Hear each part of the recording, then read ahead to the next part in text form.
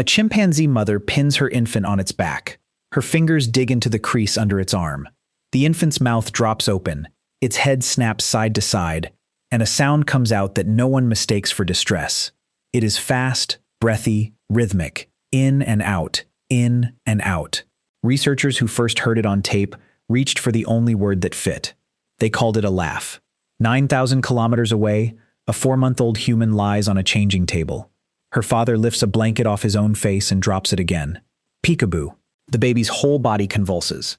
Out comes a sound built from the same architecture as the chimps. Breath chopped into bursts, chest heaving, no control over it at all. She has no words yet. She won't produce a real sentence for another year and a half, but she already has this. If this is already landing, subscribe and let us know in the comments where in the world you're watching from. Somewhere in the last several million years, before grammar, before fire, before stone tools sharp enough to cut hide, something in a primate throat started doing this. Not speaking, not singing. A specific, breath-locked, involuntary burst that shows up on a wrestling mat, in a nursery, in a tickle fight between two teenagers who are supposed to be doing homework. People assume laughter arrived with humor, that some ancestor made the first pun and the room fell apart. That gets the order backward. Laughter is older than jokes by a margin most people never stop to consider. It didn't wait for language to become funny. It was already running as hardware long before the software of wit existed to use it. To find where it started, you have to leave language behind entirely and go looking in a wrestling match. Dutch primatologist Jan van Hoff spent years in the 1960s and 70s filming and cataloging facial expressions in chimpanzees, and he found one he called the relaxed open-mouth display. Jaw dropped, teeth loosely covered, eyes soft, appearing almost exclusively during rough play. Decades later, Van Hoff teamed up with Signe Proshoft to run the sound itself through acoustic analysis across 5 great ape species, comparing the rhythm, pitch, and breath pattern of that play vocalization to human laughter. The tickled chimp isn't making a single grunt. It's producing a repeated pant, breath in, breath out, breath in, breath out, structurally close enough to human laughing that the two sit on the same evolutionary branch rather than two branches that happen to converge. Every great ape does something close to this. Gorillas pant when wrestled. Orangutans do it during play chasing. Even bonobos, famous for their looser social rules, produce a version of it during tickle contact. And the places on the body that trigger it are almost identically placed to the places that trigger it in us. Armpits, soles of the feet, the neck, just under the jaw. This kind of touch-triggered vocal response is called gargalesis in the research literature, a term for tickling that produces laughter specifically, as opposed to the lighter, itch-like feather touch tickling that doesn't. Gargalesis needs pressure. It needs contact. And across every great ape species tested, it needs almost exactly the same handful of spots. Van Hoff and Proshoft went further than cataloging the sound. They used it to build a family tree. If tickle-triggered panting shows up in chimps, gorillas, orangutans, and bonobos, and if the acoustic structure lines up closely enough to be the same trait rather than 4 separate inventions, then the trait predates the split of all 4 lineages from the common ancestor they share with us. Their estimate placed the origin of laughter-like vocalization somewhere between 10 and 16 million years ago. Homo sapiens is roughly 300,000 years old. Language, in any recognizable form, is likely a few 100,000 years old at the outside. Laughter had already been running for over 10 million years before either of us existed. If this video is giving you something to think about, subscribe and turn on notifications. It helps us keep making content like this. Which raises the obvious question. If laughter isn't a response to humor, what is it actually a response to? This is where the American psychologist Robert Provine did something almost nobody else had bothered to do. Instead of studying laughter in a lab, he went out with a notebook and recorded it in the wild, in malls, on sidewalks, in college quads. Over 1,200 separate laugh episodes logged from ordinary conversation. His finding cuts against nearly everything people assume about why we laugh. Only about 10 to 20% of the laughter he recorded followed anything resembling a joke or a funny line. The overwhelming majority came after completely mundane statements. "I'll see you guys later. Can I join you? Is that your real hair?" People weren't laughing at content. They were laughing at each other, using laughter the way a chimp uses a pant during a wrestling hold, as a signal fired between two bodies in contact, not a verdict rendered on a punchline. Provine also found something that lines up almost perfectly with the ape data. People are roughly 30 times more likely to laugh in a social setting than alone. Not twice as likely, not 3 times. 30. Laughter, at its root, barely functions as a private experience at all. It behaves like a signal built for transmission between 2 or more bodies, which is exactly what you'd expect from a trait that started life as a wrestling mat cue between primates, checking whether the roughhousing was still safe. There's a rodent version of this story that sounds almost too strange to include, and yet it holds up under repeated study. Neuroscientist Jaak Panksepp spent years recording the ultrasonic calls rats make during rough play, sounds pitched at 50 kilohertz, far above what a human ear can register without equipment. When Panksepp's team tickled young rats by hand, mimicking the kind of contact a littermate would initiate during play wrestling, the rats produced a burst of these 50 kilohertz chirps almost every time. The rats that chirped the most also sought out the tickling hand afterward, approaching it repeatedly rather than avoiding it. Panksepp didn't claim rats have a sense of humor.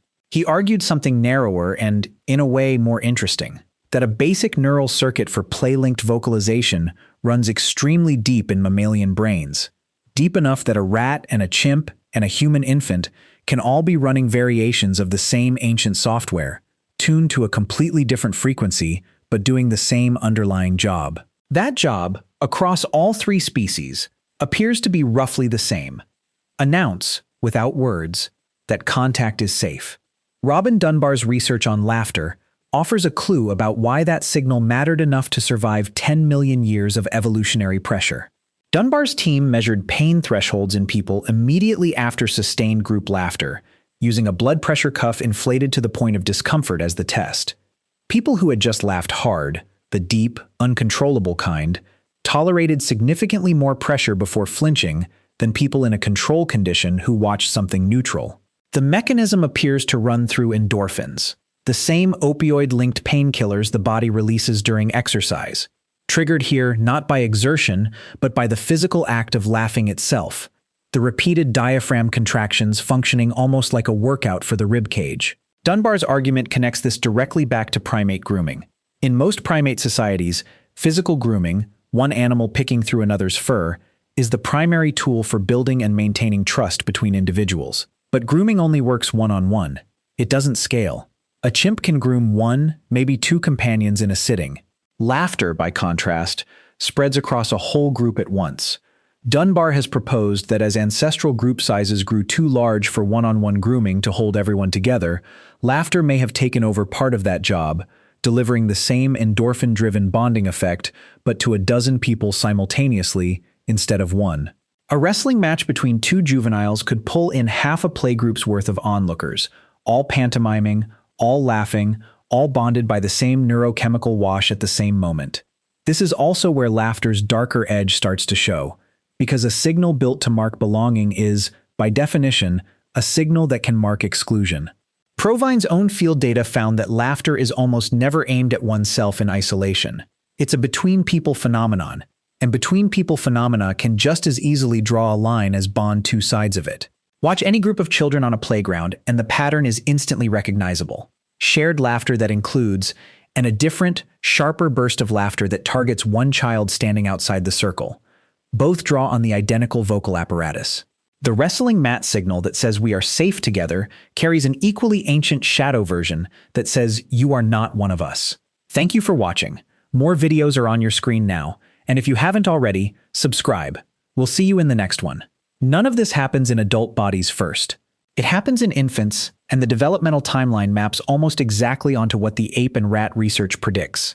Human infants begin laughing at around 3 to 4 months old, well before they can sit up, well before they understand a single word, well before anything resembling comprehension of a joke is neurologically possible. What triggers it in those earliest months is tactile, tickling, physical play, a parent's face suddenly appearing and disappearing. Peekaboo works on a 4-month-old for the same structural reason a raised palm and a lunge works on a juvenile chimp.